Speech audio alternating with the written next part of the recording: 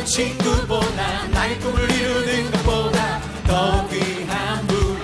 필요한 모든 것을 다 얻고 내가 원하는 삶을 사는 것보다 어느 누구의 그 사랑보다 귀한 분.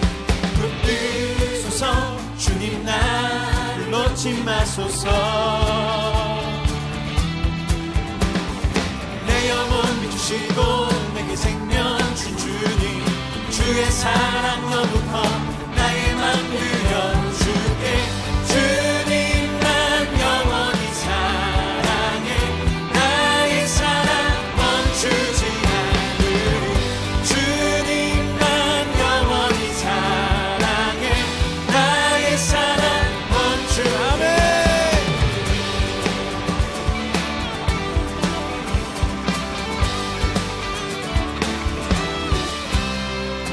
세상의 부요함보다, 이 세상의 부요함보다, 이 세상의 좋은 친구보다 나의 꿈을 이루는 것보다 더 귀한 아멘.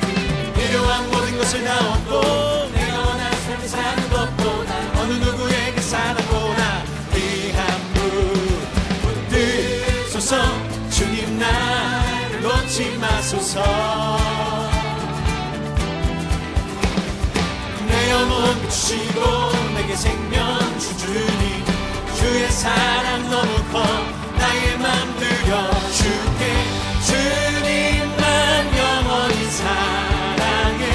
나의 사랑 우리 주님 앞에 고백합시다. 주님만 영원히 사랑해. 나의 사랑 주님만 영원히 사랑해. 주님만 영원히 사랑해. 나의 사랑 멈추지. 주님만 영원히 사랑해. 나의 사랑 멈추지 않으리. 아멘.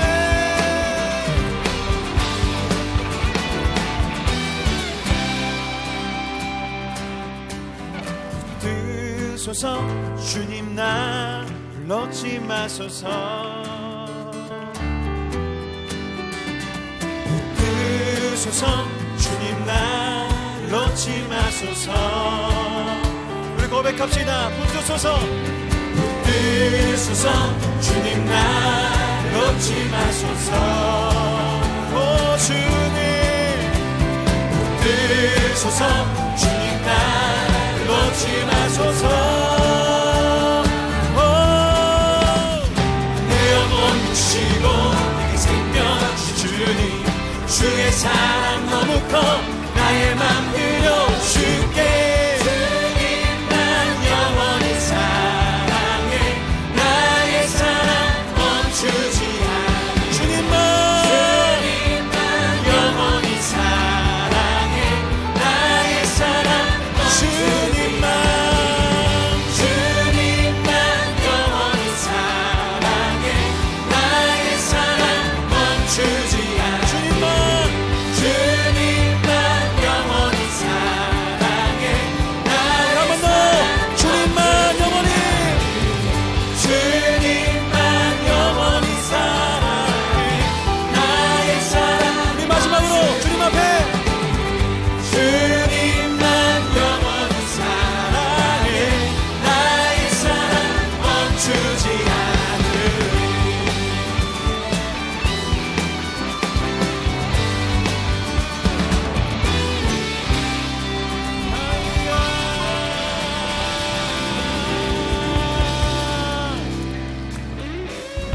주님, 나의 호흡을 다해서 나의 온 힘을 다해서 주님을 찬양합니다. 주님, 나의 먼 마음을 담은 찬양을 받으시고 나의 진정한 힘이 되어 주옵소서. 주님만을 의지합니다. 우리 마음의 고백을 가지고 함께 찬양하며 나아갑시다. 내 마음 다해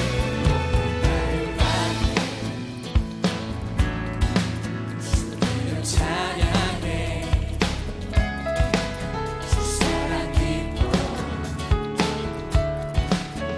보다 못한 주 앞서가며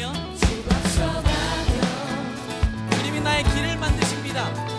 만드시네. 아멘. 오직 내 갈망 영원히 주님만을 찬양하는 것.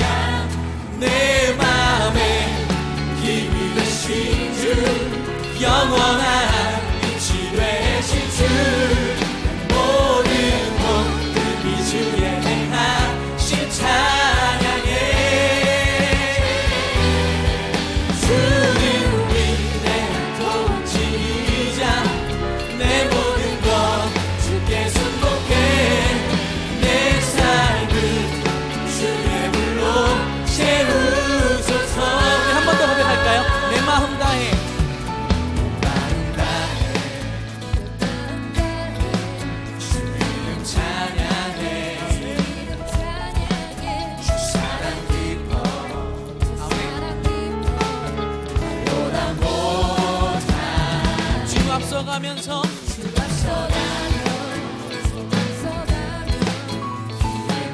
만드시네 아멘. 오직 나의 갈망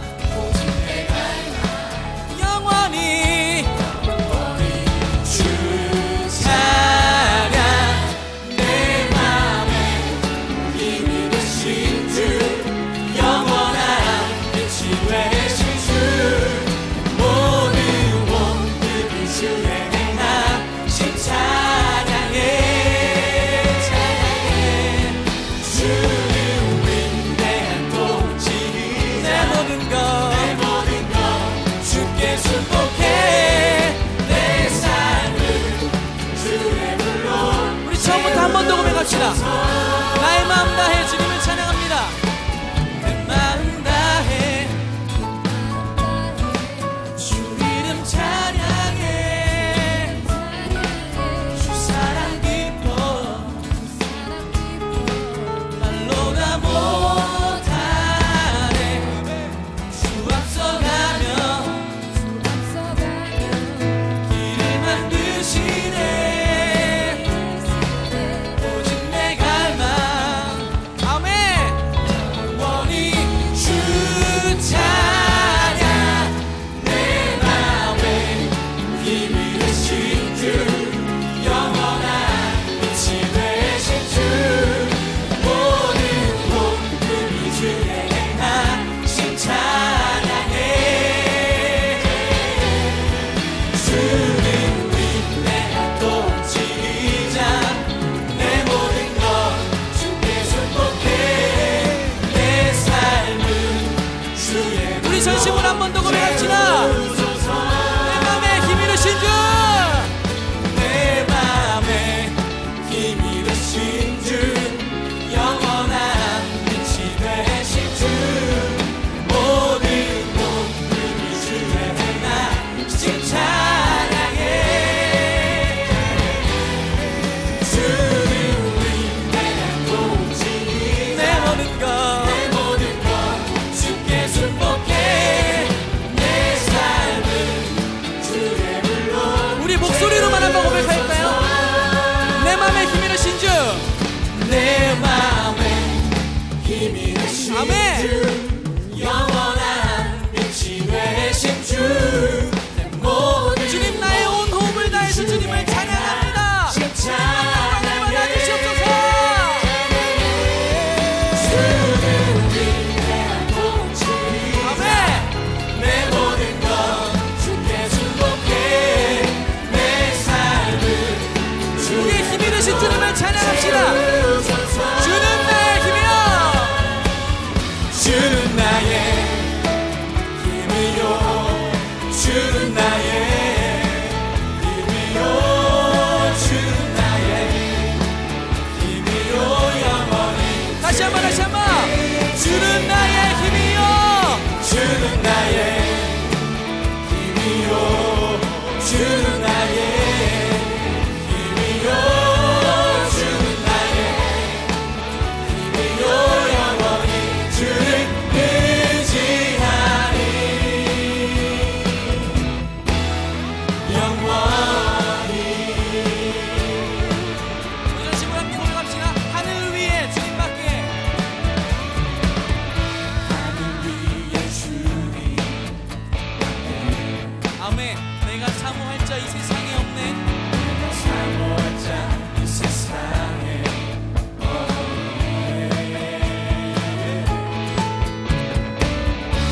내 맘과 힘을 이룰 수 없네 오직 한 가지 주님 그 진리를 믿습니다. 오직 한 가지 주님이 나의 힘 되신다는 그 진리를 믿습니다. 고백합시다. 주는 나의 힘이요 주는 나의 힘이요 주는 나의 힘이요 영원히 주는 나의 힘이여 주는 나의 힘이요 주는 나의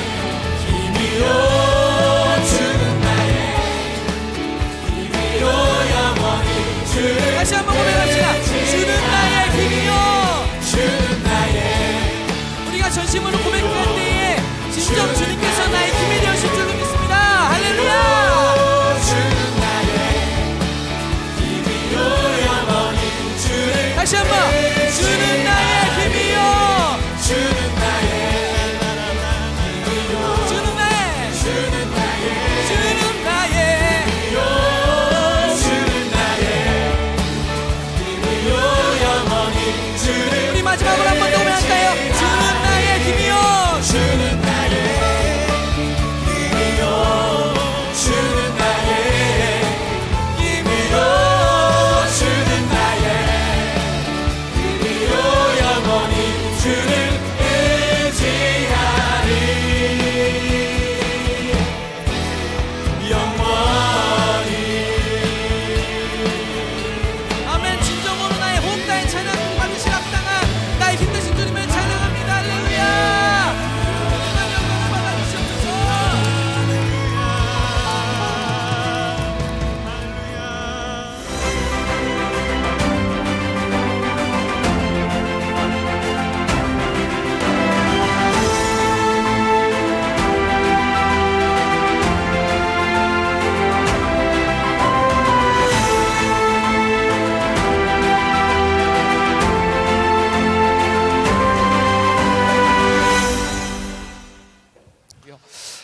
계속해서 예수님의 제자들에 대한 이야기를 나누고 있습니다. 제자들을 통해서, 예수님을 만난 제자들을 통해서 우리들이 배울 수 있는 것, 그리고 제자들을 만나주신 예수님은 어떤 분이신가를 우리들이 함께 배우고 있습니다. 오늘은 바돌로메라고 하는 예수님의 제자에 대해서 함께 나눕니다.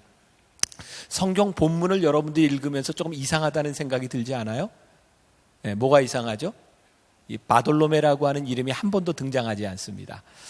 마태, 마가, 누가, 요한복음은 예수님의 이렇게 행적들이 나와 있는데, 공생애가 나와 있는데, 마태, 마가, 누가 복음, 이 세 복음서에는 바돌로메라고 하는 이름이 나오고 있어요. 오늘 우리가 읽은 본문은 요한복음이죠.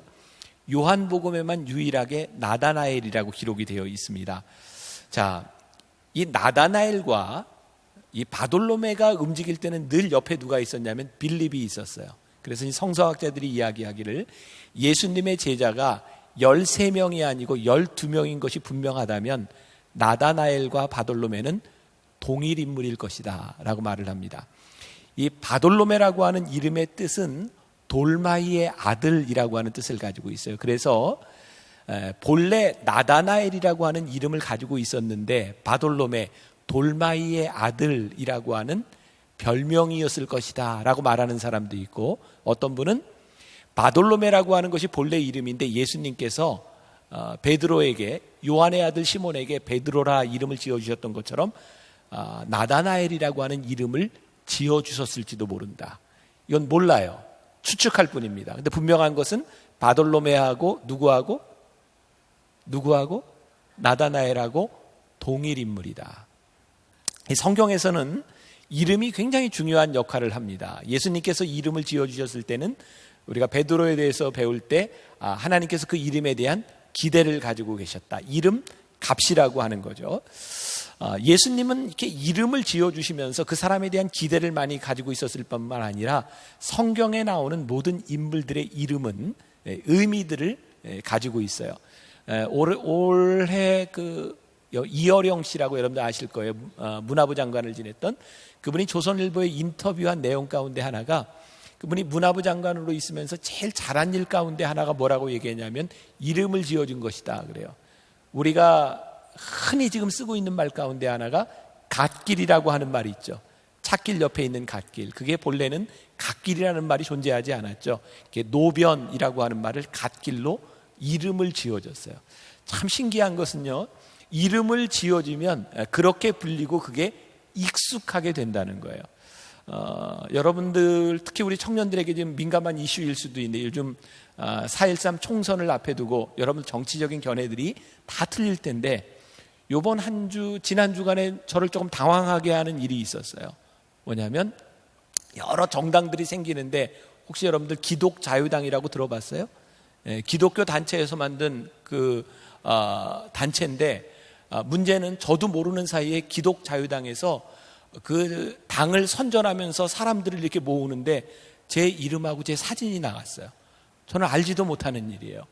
그런데 3번씩이나 광고가 나가면서 제 이름과 사진이 나가면서 초청인으로 이름이 나갔어요. 제가 여러분들에게 이 이야기를 하는 이유는 나는 만나교회 목회를 하면서 나 스스로 정치적인 견해를 가질 수는 있지만, 저는 만나교회 목회자로서 이 교회가 어떤 정치적인 입장에 선다거나 여러분들에게 그것을 요구하는 곳이 아니라고 생각하기 때문에 혹시라도 여러분들이 신앙생활을 하면서 만나교회 담임 목사가 어떤 당의 이름을 올렸다라고 하는 것은 나하고 아무 관계가 없는 것이라고 하는 것을 여러분들에게 밝혀두는 바이옴나이다. 알겠어요?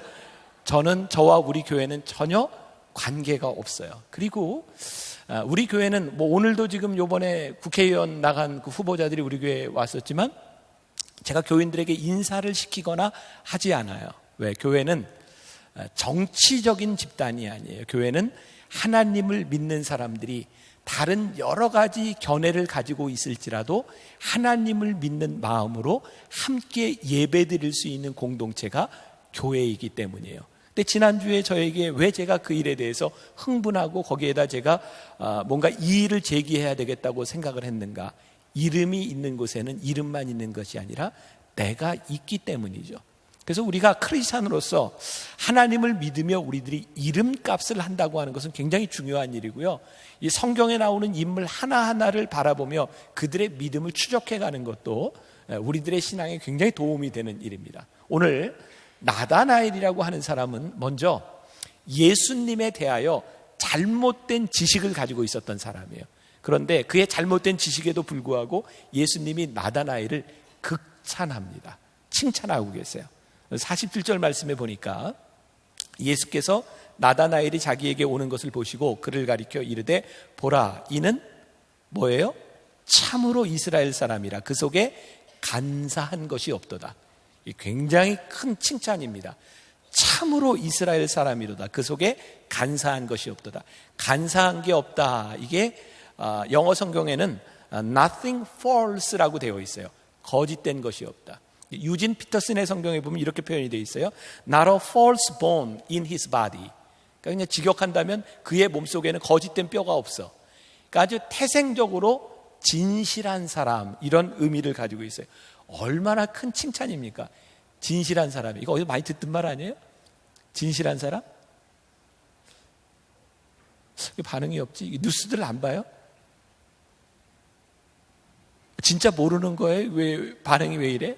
진실한 사람, 뭐 친박, 뭐 이런. 이거 김종윤 목사님 분위기가 왜 이런 거예요? 뭐 요즘 뭐 친박, 뭐 진진박, 뭐 친노, 뭐 여러 가지 있잖아요. 나는 이 진실한 사람이라고 하는 것이 우리들이 정말 잘못 쓰고 있는 용어 중에 하나다. 왜? 내가 누구 편에 서 있다고 하는 것이 정말 진실할까? 이 진실함이라고 하는 것은 누구를 지지한다거나 누구 편에 서 있다고 진실해지는 것은 아닌 것 같아요. 정말 우리들에게 중요한 것은 우리들이 어떤 옳음의 편에 서 있는가. 그런데 이 옳음이라고 하는 것도 큰 문제를 가지고 있죠. 내가 옳다고 생각하지만 그게 진짜 옳은 것인가에 대한 확신도 사실은 우리들에게 없는 거죠. 우리들이 신실하다라고 하는 이야기를 할 때 예수님께서 이 나다나엘에게 야 이는 정말 참 이스라엘 사람이다 라고 이야기했을 때 예수님은 어떤 모습을 보고 나다나엘에게 이런 말씀을 하고 계실까? 중요한 문제 가운데 하나인데 요즘 우리는요, 우리 주변에서 그런 일들을 참 많이 봐요. 우리의 목적을 이루기 위해서 수단과 방법을 가리지 않는 거예요. 우리는 흔히 이루어 놓은 것을 가지고 성공이라고 이야기를 하는데 사실은 수단과 방법을 가리지 않고 이루어 놓은 것은 성공이 아닙니다. 그것은 비열한 일이에요. 오늘날 교회가 하나님의 일을 한다고 하나님의 영광을 위한 목적을 가지고 있다고 하면서도 왜 손가락질을 받는 일이 일어날까? 가만히 보면 하나님의 일을 하기 위해서 수단과 방법을 가리지 않는 거예요. 여러분, 하나님께서 원하시는 하나님의 일은요, 우리들이 수단과 방법을 가릴 줄 아는 사람이 되기를 원하시지 않을까요? 하나님이 원하시는 것은 무엇일까요? 하나님이 원하시는 방식으로, 믿음의 방식으로 우리들이 하는 일을 하나님께서 원하시지 않을까? 아마 여러분들도 그런 기도 한 번쯤은 드려보지 않았을까요? 내가 분명히 잘못된 것을 알아요. 내가 실수한 것도 알아요. 그래서 하나님께 이렇게 기도해요. 하나님, 요번 일만 잘 되게 해주세요. 그럼 제가 앞으로 잘 살게요. 한번 생각해 보세요. 요번 일이 잘 되는 순간 우리는 이렇게 기도할 때 역시 하나님은 살아계셔서 내 기도를 들어주셨어. 그런데 그렇게 기뻐하고 있는 우리를 보면서 사단이 웃고 있을 것 같다는 생각이 들지 않으세요? 우리가 하나님의 일을 하고 하나님의 방법대로 살아간다고 하는 것은 우리가 수단과 방법을 그냥 넘어서는 그런 것이 아니라 우리들의 삶의 방식에 대한 부분인 것 같아요. 예수님께서 나다나엘이라고 하는 사람을 귀하게 여기시고 그를 부르셨던 아주 중요한 이유 가운데 하나는 그에게 있었던 신실함입니다.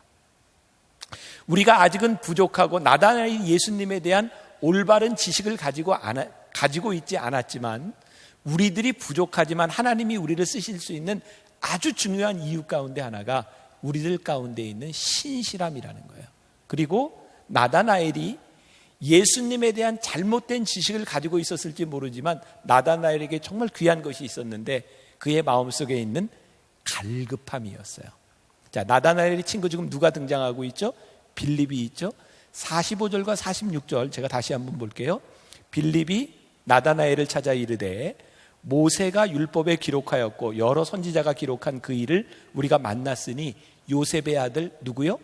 나사렛 예수라. 나다나엘이 이르되 나사렛에서 무슨 선한 것이 날 수 있느냐? 빌립이 이르되 와서 보라 하니라. 자, 빌립이 나다나엘에게 내가 예수님을 만났어, 메시아를 만났어 라고 이야기를 했더니 나다나엘이 뭐라 그래요? 나사렛에서 어떻게 메시아가 날 수 있느냐라고 이야기를 해요. 근데 빌립과 이 나다나엘의 대화를 보면서 저는 이런 것을 이렇게 유추해 볼 수 있다고 생각해요. 빌립이 예수님을 만나고 나서 이분이 메시아야 라고 직설적으로 이야기할 수 있던 이유 가운데 하나는 나다나엘과 빌립이 오실 메시아에 대한 이야기를 많이 나누고 있었던 것 같아요. 그러니까 빌립과 나다나엘이 예수님을 만나기 전에 그들의 마음 가운데 메시아를 만나기를 원하는 갈급함이 있었던 것 같아요. 저는 우리 신앙에 정말 중요한 것이 있는데 그것은 호기심과 열정이라고 생각해요.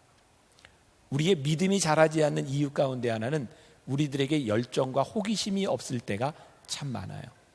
오늘 예배를 드리는 여러분들에게 영적 갈급함이 우리들에게 있는가? 출애굽기 3장에 보면 모세가 하나님 앞에 불리음을 받는 유명한 모세의 소명장이 나와요. 모세가 호렙산에서 양을 치고 있을 때 저기 가시나무 덤불에 불이 붙긴 붙었는데 타지 않는 불을 보고 모세가 다가가요. 그랬더니 거기서 하나님이 모세를 부르세요. 모세야, 모세야. 모세가 하나님을 만나긴 했는데 그가 하나님에 대하여 잘 알지 못해요. 하나님에 대한 지식이 없어요. 하나님은 누구시지요? 라고 물어요.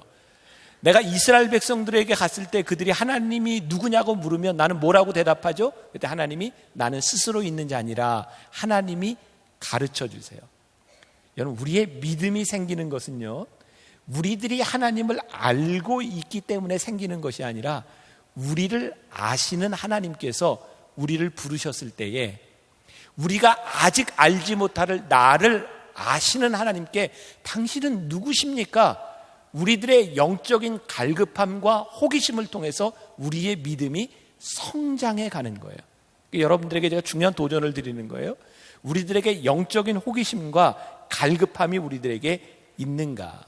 근데 나다나엘은 자기의 영적인 호기심, 이 갈급함에 대하여 마음을 열었어요. 마음을 연다는 건 굉장히 중요한 일이죠. 나다나엘의 지식을 가지고는 나사렛에서 메시아가 올 수 없어요. 근데 빌립이 나사렛 예수라고 하는 말을 듣고 와 보라라고 하는 말을 듣고 아마 나다나엘이 흔쾌히 따라가지 않았을지 모르지만 따라가요. 그 영적인 호기심이 그를 인도하는 거죠. 저는 우리 신앙인들에게 가장 위험하고 가장 나쁜 것 중에 하나가 우리들에게 드는 의심과 혹은 우리들이 부정적으로 생각하는 것들을 표현하지 않는 것이라고 생각해요. 여러분, 우리 만나교회가 지역적으로 어디에 위치하고 있죠? 분당에 있죠? 네, 분당이에요, 여기. 네. 여러분, 그런 얘기 들어봤어요? 분당에는 소위 우리 대한민국에서 이야기하는 요즘 좋은 교회들이 몰려있는 데가 분당인 거 알아요? 그 중에 하나가 만나교회인 것도 알죠? 네. 그런데 그런 말이 있어요. 목회자들 사이에서 분당은 교인들의 천국이고 목회자들의 무덤이다. 분당에 있는 목사님들 중에 안 아픈 사람이 별로 없어요. 목회하기가 너무너무 힘들어요. 왜냐하면 분당에 있는 교인들은 대개 굉장히 매너가 좋고요. 나이스해요. 그래서 교회에 문제가 생기거나 교회가 이런 일이 있으면 싸우거나 큰 소리를 내지 않는데요. 그냥 다음 주에 다른 교회 간대요. 이게 얼마나 무서운 일인지 알아요? 목회자에게 있어서. 저는 그런 생각을 요즘 해요. 교회가 조용하다, 문제가 없다, 이거 굉장히 긍정적인 얘기이긴 한데 사람들이 사는 공동체에서 어떻게 문제가 없을 수 있겠어요? 중요한 것은 우리들에게 문제가 있을 때 그 문제를 드러내놓고 해결하는 것이 우리들에게 참 중요한데 그것을 해결하려고 하지 않고 도피하려고 한다는 거죠. 우리의 신앙에 문제가 생기거나 우리들에게 의심이 들 때 그것을 표현하지 않을 때 우리들의 신앙이 자라기가 참 힘든 거예요. 저는 만나교회 담임이 돼서 목회를 하면서 제가 참 잘한 일 가운데 하나가 있다고 생각해요. 물론 많은 걸 잘했지만 오늘은 무슨 얘기를 해도 마음이 잘 안 열리는 것 같아. 마음을 열어야 돼. 많은 걸 잘했지만 그 중에 하나 잘한 게 뭐냐면 우리 교회 요즘은 이렇게 홈페이지를 많이 활용 안 하지만 10년 전만 해도 홈페이지를 많이 활용할 때였어요. 저에게 홈페이지를 열어놓고 게시판에 글들이 올라가는데 제가 이 게시판을 이렇게 관리하는 사람에게 한 이야기가 있어요. 우리 교회에 대하여 부정적인 이야기를 하거나 담임 목사에 대한 부정적인 이야기를 하는 사람이 있을 때 절대로 삭제하지 마라. 부정적인 이야기를 하는 것은 그만큼 교회에 대한 애정이 있다는 이야기고 부정적인 이야기들은 우리들이 함께 해소해야 될 문제이지 그것을 삭제하거나 숨길 문제가 아니다. 그래서 우리 교회 홈페이지는 제가 담임 목사가 되고 지금까지 어떤 부정적인 이야기가 올라와도 홈페이지에 삭제하는 일이 없었어요.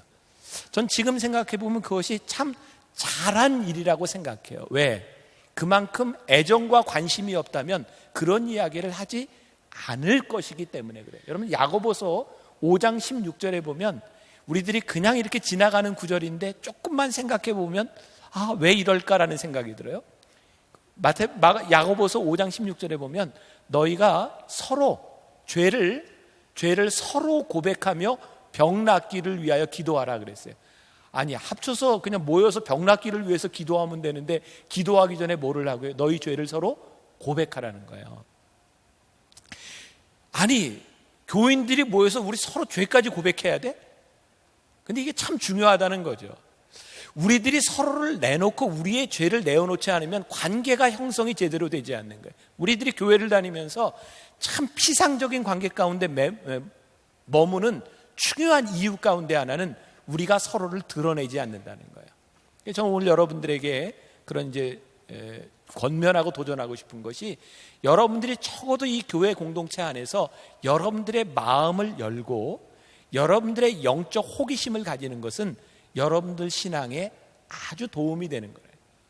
그리고 여기에서 여러분들이 소그룹을 통해 여러분들이 함께 나눌 수 있는 것은 여러분들에게 너무나 큰 축복이에요. 저는 요즘 만나교회 청년부가 정말 좋아지는 잘 되는 이유 가운데 하나는 여러분들 중에 많은 분들이 소그룹 공동체로 들어오고 있다는 거예요. 제가 얼추 이렇게 들어보니까 이 공동체 안에 90% 이상이 소그룹에 들어왔어요. 그러니까 내가 안 들어왔다 그러면 그 사람은 10%예요. 무슨 얘기를 해도 안 통해요 오늘은. 그래서 여러분들 소그룹 공동체에 꼭 들어와서 여러분들의 마음을 나누는 사람들이 되세요. 그리고 함께 영적 호기심을 가지는 그런 사람들이 되는 것. 그리고 나다나엘에게 정말 중요한 것이 있는데 그는 마음을 열었을 뿐만 아니라 마음을 열었다고 하는 것은 그에게 수용성이 있었다는 거예요. 우리가 복음을 전하는데 참 힘든 사람이 누군지 아세요? 자기의 경험을 주장하는 사람이에요. 여러분 혹시 전도해 보셨어요? 예수 믿어 교회 가자. 근데 굉장히 부정적인 이야기를 하는 사람들은 교회에 대해서 아예 모르는 사람이 아니라 교회에 대해서 조금 아는 사람이에요. 이렇게 얘기하죠. 교회 가자.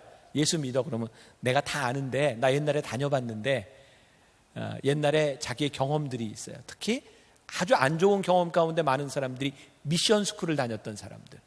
학교에서 채플이 있는데 중고등학교 때 선생님들이 채플 시간만 되면 몽둥이 들고 조용히 하라고 막 했던 기억. 그래서 예배하면 그 몽둥이만 생각나는 사람이 있어요. 그리고 많은 크리스찬들이 교회를 떠나간 사람들이 어떤 경험을 가지고 있냐면 교회에서 받은 상처예요. 그런 얘기 제일 많이 듣죠. 내가 교회 누구한테 사기당했어. 우리들이 가지고 있는 경험들이요, 우리들의 복음을 이렇게 받아들이는데 참 많은 장애들이 돼요. 제가 오늘 여러분들에게 말씀드리고 싶은 것 중에 하나가, 우리들이 들어야 되는 것은 주변의 수단과 방법이 아니라 복음 그 자체에 우리들이 관심을 가져야 돼요. 하나님의 말씀과 복음, 그것이 우리들에게 무슨 의미가 있는지를 우리들이 복음 앞에서 봐야 돼요. 혹시 여러분들의 경험이나 주변에 있었던 일들이 그것을 방해하고 있는 것은 아닌가. 제가 언젠가 대학원에서 수업을 하는데 한 학생이 저에게 이렇게 질문을 했어요.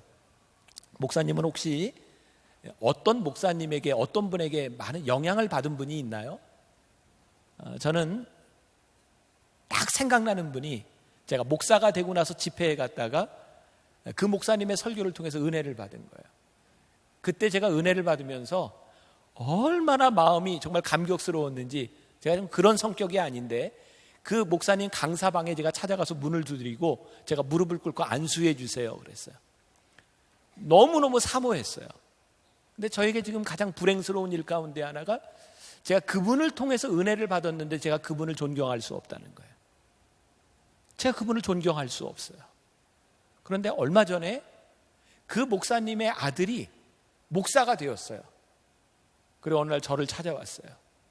제 앞에 무릎을 꿇더니 목사님 안수해 주세요. 제가 무서웠어요.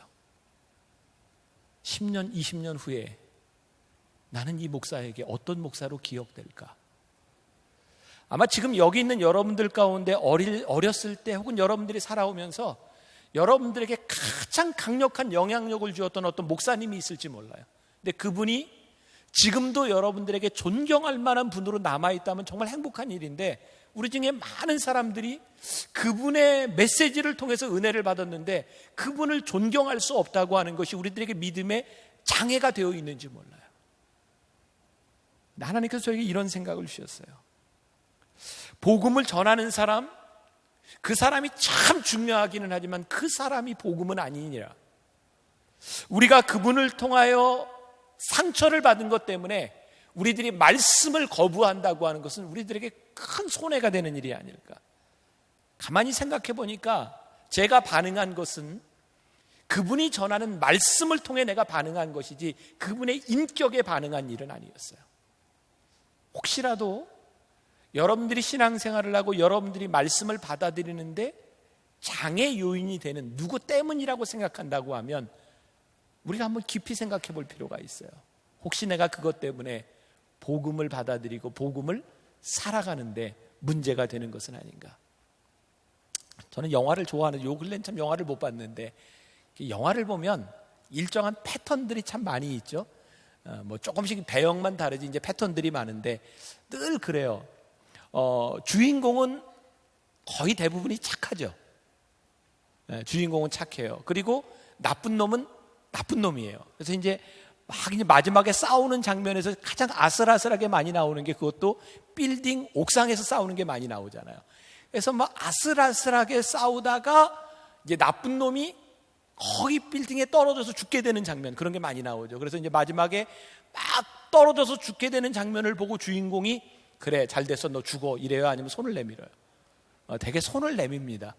이놈이 나쁜 놈이거든요. 원수거든요. 이거 죽어도 마땅하거든요. 그런데 주인공이 손을 내밀어서 잡아줘요. 왜일까요? 밉고 나쁜 놈인 것은 분명한데 생명이 귀하죠. 그래서 손을 내밀어요. 제가 오늘 여러분들에게 무슨 얘기를 하고 싶은가? 우리들에게 제일 중요한 게 무엇인가? 그것은 복음이고 본질이고 말씀이에요. 우리들이 주변의 어떤 것들 때문에 그것을 받아들이지 못한다면 우리는 참 큰 것을 잃어버리는 거예요. 나다나엘은요, 그의 수용성과 더불어서 진리를 깨달았을 때에 그의 입술로 고백하죠. 라삐여, 당신은 하나님의 아들입니다. 이스라엘의 왕입니다. 그의 입술로 고백해요. 로마서 10장 10절에 보면 아주 유명한 말씀이 있어요. 사람이 마음으로 믿어 의에 이르고 입으로 시인하여 구원에 이르느니라. 제가 요즘 설교를 마치고 나면 이렇게 결단하는 시간을 갖잖아요. 제가 우리 집에서 제일 공격을 많이 받아요. 왜 그걸 하냐고. 아니 은혜를 받으면 그냥 은혜를 받은 거지 어떻게 사람들 앞에 무슨 이야기를 하냐고. 우리 식구들은 태생적으로 은혜를 받고 뭐 남들에게 이야기하는 게 자기 체질에 안 맞는다는 거예요. 근데 제가 고집해요. 간이 부어서가 아니라 내가 고집하는 이유가 이게 너무 중요하다고 생각하는 거예요. 힘든 일이기는 한데 우리의 입술로 시인하는 것이 너무너무 중요하기 때문이에요. 우리가 입으로 시인하여 구원에 이른다고 하는 것은 내 믿음의 확증이고 그것을 통하여 내가 결단하는 일이기 때문에 그것이 중요하기 때문이에요. 나다나엘이 예수님을 메시아로 고백하며 그의 마음으로 믿은 것으로 끝나는 것이 아니라 랍비여 당신이 하나님의 아들이고 이스라엘의 왕입니다 라고 고백하며 그의 삶이 전환점을 맞이해요. 그래서 우리들이 많이 연습하고 노력해야 되는 것 중에 하나가 우리들의 믿음을 자꾸 고백하는 일이에요. 여러분들의 공동체에서 믿음을 고백하는 일은 아주 중요해요. 그러면 이 나다나엘을 만나주셨던 예수님은 어떤 분이신가? 자, 48절부터 51절까지 우리 다시 한번 보는데 내가 무엇을 물어도 여러분들이 반응이 없기 때문에 같이 읽어야 되겠어요. 입을 여세요. 같이 48절부터 시작. 나다나엘이 이르되 어떻게 나를 아시나이까?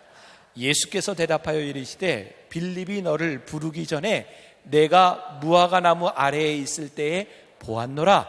나다나엘이 대답하여 랍비여 당신은 하나님의 아들이시요 당신은 이스라엘의 임금이로소이다.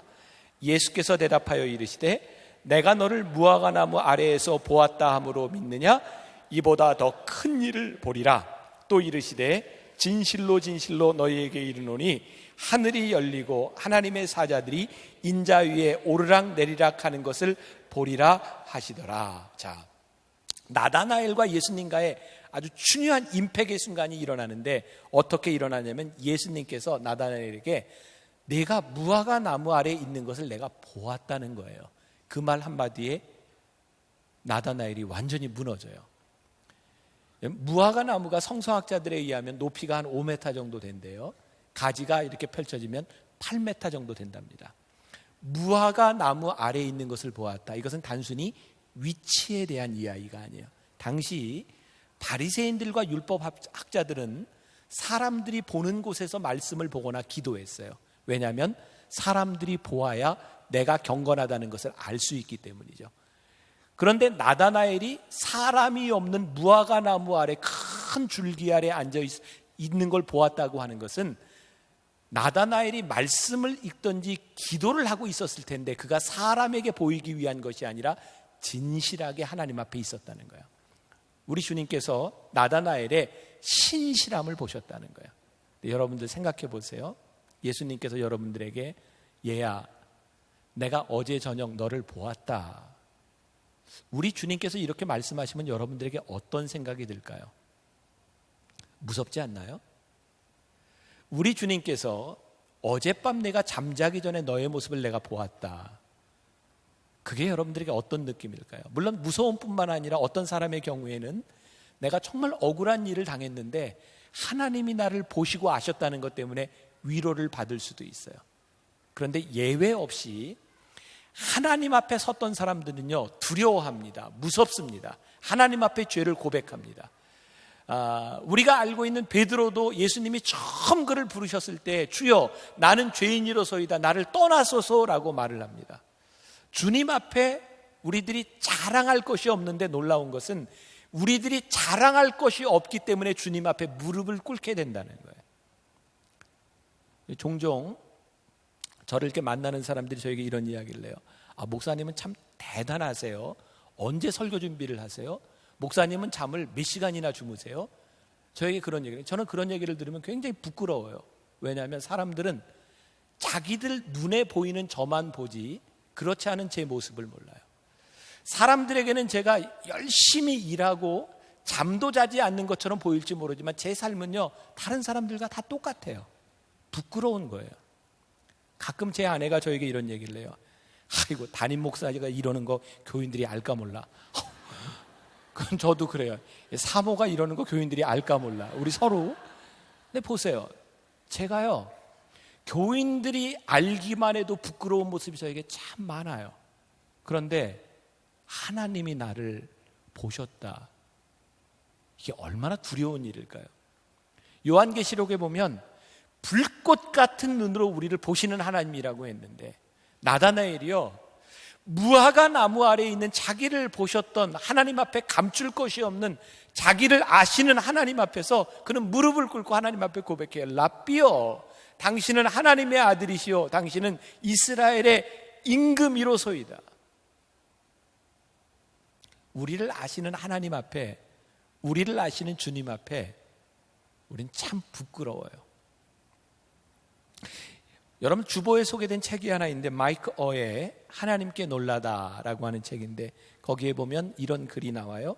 잘못된 것을 보물로 삼으면 염려가 온다. 여러분들 염려거리가 있어요, 없어요? 있죠. 여러분들의 염려거리를 해결하고 나면 또 다른 염려가 생기나요, 안 생기나요? 생겨요. 우리는 염려 속에서 살아요. 근데 마이크 어는요, 우리들이 염려를 가지는 이유 가운데 하나가 잘못된 것을 우리들의 삶의 보물로 삼는다는 거예요.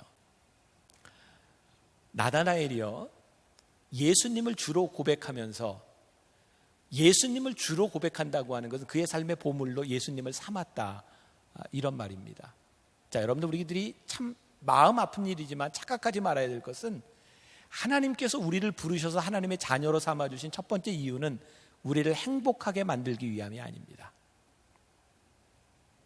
하나님은 우리를 하나님의 백성으로 만들기를 원하시지, 우리들의 삶이 행복하라고 우리를 부르신 것은 아니에요. 우리가 하나님의 자녀가 되어 살아가며 행복할 수 있어요. 그러나 행복이 우리들의 삶의 목표는 아니에요. 여러분, 우리들의 염려가 어디에서 오나요? 마이크 어는 이런 이야기를 해요. 젊음과 외모가 우리들의 삶의 보물이라면 나이 드는 것이 염려스럽지 않을 수 없다. 여러분들은 아직 그런 거 잘 못 느끼죠? 나이 드는 게 막 염려스럽고 그래요? 내 나이가 되면 이제 나이 드는 게 참 이렇게 기쁘지 않아요. 가족들을 위해서 염려하는 사람, 가족을 보물로 삼으면 가족들에게 일어날 비극적인 일들을 생각하며 우리들은 염려해요. 경제적인 것을, 돈을 우리들의 보물로 삼으면 돈 때문에 우리들은 늘 염려해요. 우리들의 삶에 건강과 돈과 가족들에 대하여 염려가 없다는 것이 아니에요. 그것이 우리들의 삶의 최고 중요한 보물이 되면 우리는 이 염려에서 벗어나지 못해요. 염려가 없는 것이 아니라 염려를 넘어서는 삶을 살아야 하지 않을까. 오늘도 저는 우리 교회 의사 선생님과 함께 상담을 했어요. 제가 종합검진을 오랜만에 받고 그 수치를 가지고 이렇게 이제 이야기를 해요. 저는 건강하게 살고 싶어요. 그러나 건강하게 살고 싶은 것 때문에 건강의 염려 가운데 살아간다면 저는 소명자의 삶을 못 살 거예요. 제가 건강하게 살아야 되는 이유는 끝까지 사명을 감당하기 위해 건강이 필요한 것이지 건강이 목적은 아니에요. 만일 건강을 위해서 제가 사명을 버린다면 저에게 염려할 일이 없어질까요? 여러분들이 지금 꿈꾸고 있는 결혼에 대한 문제, 취업에 대한 문제, 이 문제들이 해결된다면 여러분들의 삶에 염려가 없어질까요? 그렇지 않아요. 또 다른 염려, 그것이 없어지면 또 다른 염려가 우리 가운데 와요. 경제학 콘서트라고 하는 책을 쓴 유명한 사람이 있죠. 팀 하포드라고 하는 사람. 우리가 많이 들었던 이런 얘기를 합니다. 실패를 배우라. 우리 이런 얘기 참 많이 들어요. 실패를 통해서 배우라. 실제로 실패를 연구하면 실패의 확률을 많이 줄일 수 있다 그래요. 그러니까 여러분들 잘 들어야 돼요. 이게 앞으로 돈 버는 방법 중에 하나이기도 하고 굉장히 중요한 얘기니까. 이 Journal of Marketing Research라고 하는 잡지에서 100개 이상의 체인을 가진 그런 편의점들을 조사했어요. 10만 명이 넘는 고객들을 조사했는데요. 아주 재밌는 결과가 나와요. 편의점에요, 물건들을 이렇게 진열하지. 근데 40%의 물건들은 3년 안에 다 없어진대요. 무슨 얘기예요? 실패한 물건들이에요. 고객들을 조사해 보니까 진짜 신기한 건 실패한 물건을 구입한 고객이 계속해서 또 다른 실패한 물건을 구입한대요. 그러니까 실패한 물건만을 구매하는 그런 패턴을 가진 사람이 있는 거예요. 뭐 이 중에는 아직 그런 실패한 사람이 없겠지만 우리 교인들 가운데도 그런 사람 많아요. 주식 투자했다가 손해본 사람들. 근데 주식 투자했다 손해보는 사람들은요, 참 신기해요. 사는 것마다 떨어져요. 부동산 실패한 사람 보면요, 진짜 신기한, 그 사람이 집을 사면 집값이 내려가요. 땅을 사면 땅값이 내려가. 왠지 아세요? 실패의 패턴을 따라가는 거예요. 저는 염려에 대한 이렇게 말씀을 이렇게 준비하면서 우리가 염려를 통해서 배워야 되는 것이 있어요. 염려는 우리들이 염려한다고 해결되는 것이 아니에요. 우리의 염려는 그 염려를 해결하면 또 다른 염려들이 우리들에게 찾아와요. 염려는 우리들이 염려하며 해결될 수 있는 것이 아니라 우리들의 삶의 보물을 무엇으로 삼을 것이냐, 우리들의 인생을 어떻게 살아갈 것이냐에 대한 문제예요. 여러분들은 염려 가운데 인생을 마감할 수도 있고 염려보다 더 높은 가치의 인생을 살아갈 수도 있어요. 염려가 우리들에게 찾아오지만 그 염려가 우리를 지배하지 않는 삶을 살아갈 수 있어요. 저에게도 염려는 계속해서 옵니다. 그러나 염려에 파묻혀 사는 사람이 있고 염려보다 더 위의 것을 향해 살아가는 사람의 인생이 있는 거예요. 나다나엘이 랍비여, 당신은 하나님의 아들입니다, 이스라엘의 임금입니다 라고 말하는 순간 그는 그의 삶을 왕이신 예수님 앞에 헌신하기로 다짐해요.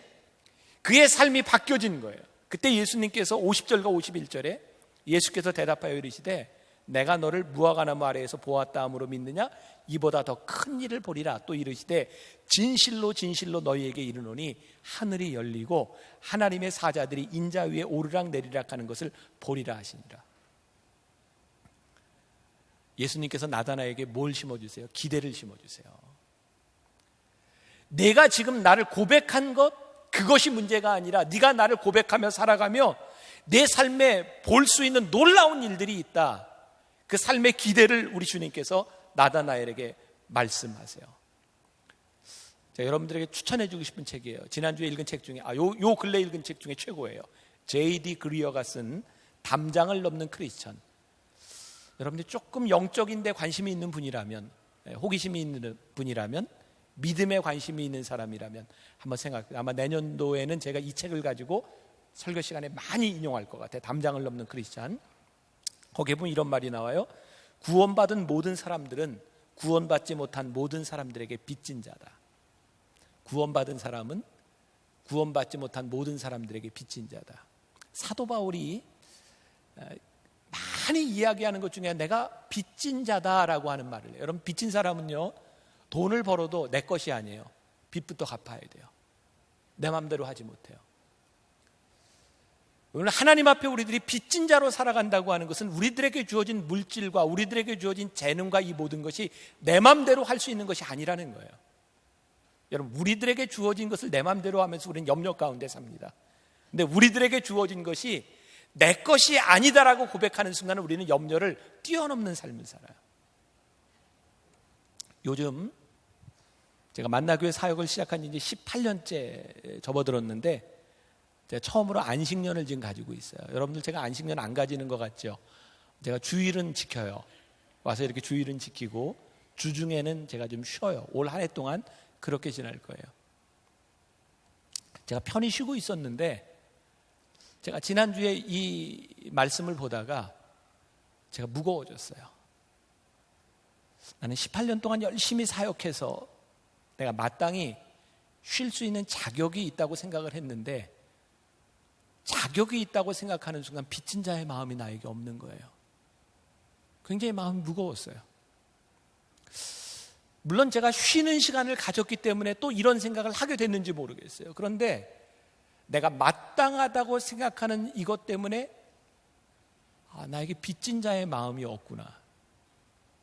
하나님께서 우리 교회를 축복하신 이 축복이 어느 순간에 우리들이 받아야 될 마땅한 일이라고 생각할 때 우리들에게 빚진 자의 마음이 사라지면서 우리들의 사명도 잃어버리는 것이구나. 바돌로메가 AD 44년에 아르메니아에서 칼에 맞아 죽습니다. 그의 시체는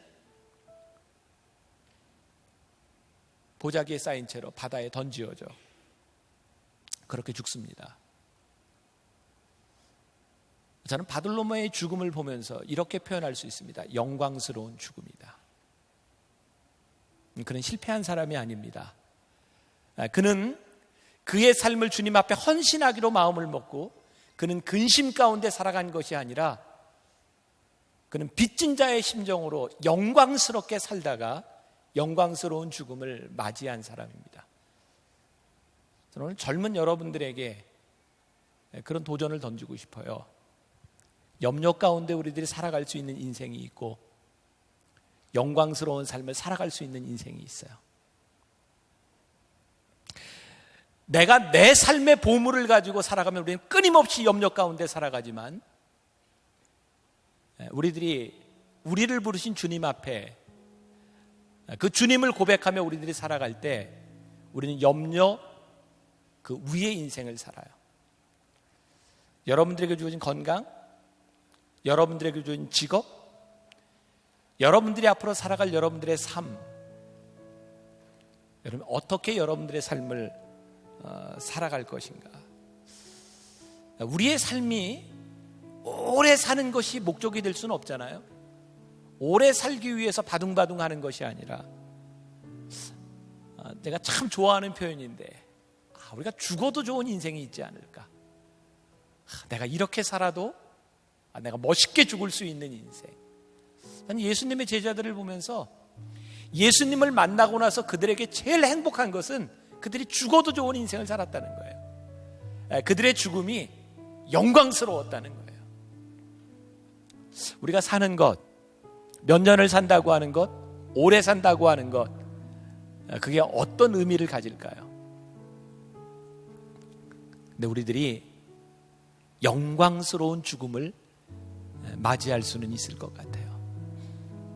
여러분들에게 주어진 삶의 방식, 세상의 염려가 아니라 염려를 뛰어넘는 그 삶의 방식은 여러분들에게 무엇인지 여러분들의 삶에 여러분들이 대답할 수 있으면 좋겠어요. 여러분들의 삶의 가치, 여러분들의 삶의 주인, 여러분들이 대답할 수 있으면 좋겠어요.